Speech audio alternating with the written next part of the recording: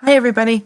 Welcome to Raising Preteens Right. My name is Elisa, MSW. These are my opinions. You are entitled to yours. As always, use your discretion. We are speaking about mental health.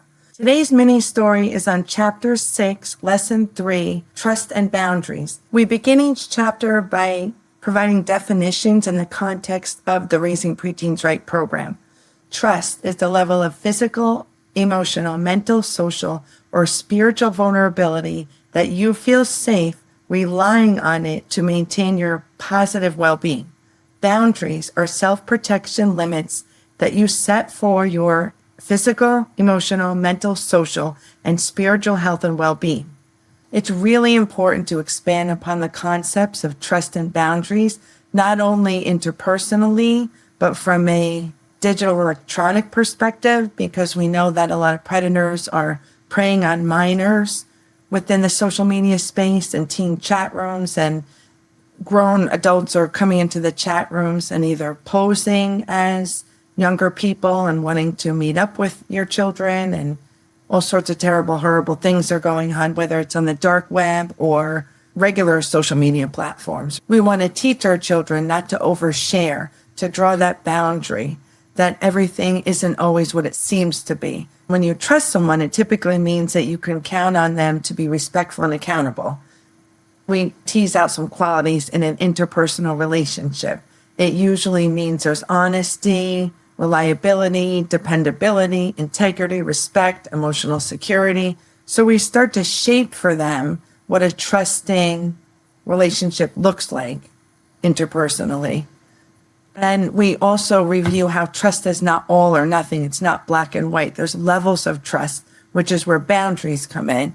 And we educate them on how to shape the boundaries within the context of what they feel comfortable with. They need to safeguard themselves against the dangers that are out there. Reading an excerpt from the Raising Preteens Right student textbook, boundaries help you establish the level of trust that makes you comfortable, preserving your sense of well-being.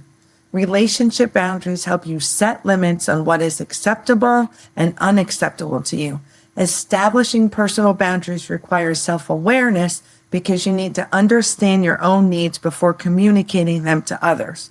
Within the context of the Raising Preteens Right personal development program, we consistently refer back to concepts from previous chapters to reinforce learning. We're always expanding on themes throughout our program. In this chapter, we speak about, unlike interpersonal relationships, there is no need for boundaries with God. God is unconditionally trustworthy. We weave scripture through each chapter. Trust in the Lord with all your heart and lean not on your own understanding. In all your ways, submit to Him, and He will make your path straight. We're staying congruent to the bio, psycho, social, spiritual perspective by speaking about God and spiritual, faith-based development.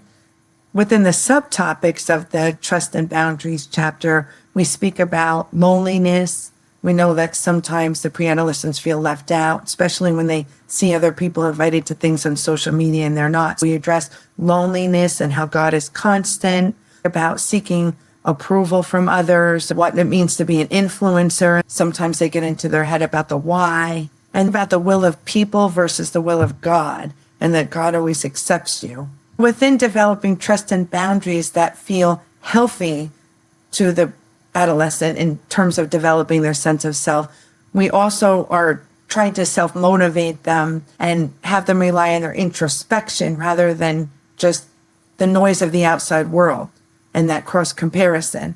We really challenge them and implore them to seek within in terms of what trust and boundaries really mean, and not just go along with the flow or the peer pressure or what's cool or what the influencers are doing or what the world is telling them to do. We're setting up that internal point of reference for their healthy sense of self-development. The next mini story will be on Chapter 7, Lesson 4, which is impressions.